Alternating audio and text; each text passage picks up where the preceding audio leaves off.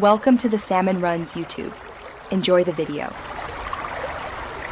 You start by positioning the ball where it rests on the fleshy mound of your palm.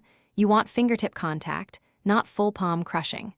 Once set, splay fingers roughly 45 degrees so each finger supports rotation and balance. Place the thumbs slightly below the ball's equator and align fingertips on seams for tactile feedback. This gives you leverage. Make sure the wrist remains soft. This prepares you for the next step, which is to lift and stabilize the ball using minimal finger pressure. Now you lift.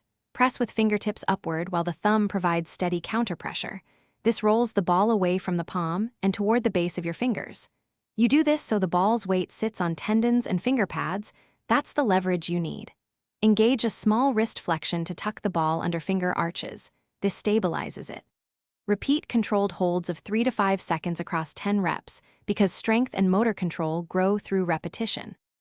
To complete the palm, grip briefly with fingertips and finish by releasing any excess tension while keeping the ball balanced under your finger pads. You should be able to hold then move the wrist without the ball shifting. That's control. Progress by adding fingertip push drills, short, forceful lifts followed by steady holds because they teach fine adjustments. If the ball slips, increase thumb counterpressure and widen finger spread slightly, then retrain holds. This solves most. Thanks for watching. Consider subscribing if we helped you.